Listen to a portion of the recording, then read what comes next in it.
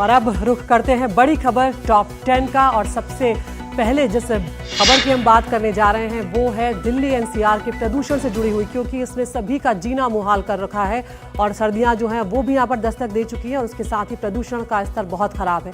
दिल्ली के सभी monitoring centres में AQI यानी एयर क्वालिटी इंडेक्स 400 के पार है। रविवार को AQI गंभीर स्तर तक पहुंच गया था। प्रदूषण की अति गंभीर श्रेणी को देखते हुए दिल्ली में ग्रेडेड रिस्पांस एक्शन प्लान यानी ग्रैप 4 लागू कर दिया गया है। इसके तहत आज सुबह 8 बजे से दिल्ली एनसीआर में कई नई पाबंदियां लागू हो जाएंगी। CPCB और पर्यावरण मंत्रालय द्वारा गठित CAQM ने यह फैसला लिया है। ग्रैप 4 के तहत दिल्ली में सभी स्कूलों में 6 से 9 क्लास और 11वीं क्लास तक ऑनलाइन पढ़ाई होगी। 10वीं और 12वीं तक की क्लास फिजिकल मोड में होगी। इन्हें पहले की तरह पढ़ाया जाएगा। ऑनलाइन कक्षाएं अगले आदेश तक जारी रहेंगी। दिल्ली की मुख्यमंत्री आतिशी ने ट्वीट कर इसकी जानकारी दी। ग्रैप 4 के तहत सिर्फ जरूरी सामान से लदे ट्रकों को ही दिल्ली की सीमा में प्रवेश मिलेगा।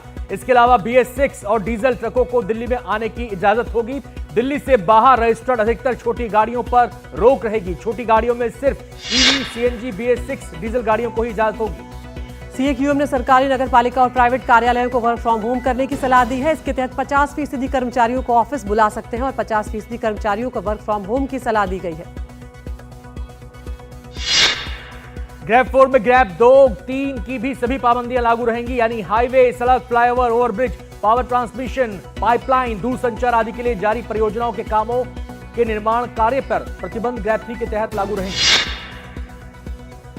ग्रैप 4 लागू होने का असर दिल्ली में चल रहे कई कामों पर पड़ेगा और कई बड़ी परियोजनाएं इससे प्रभावित होंगी। दिल्ली में बन रहे 6 अंडरपास और बाईपास बनाने के काम में देरी होगी। 4 नए अस्पतालों के निर्माण में भी देरी हो सकती है। जानकारों के मुताबिक मुकरबा चौक और हैदरपुर मेट्रो रोड को जाम मुक्त बनाने के लिए 3 अंडरपास के निर्माण का काम भी प्रभावित होगा और उसके अलावा प्रगति मैदान के पास भैरव मार्ग से रिंग रोड पर जाने के लिए अंडरपास के काम पर भी ब्रेक लगा गया है।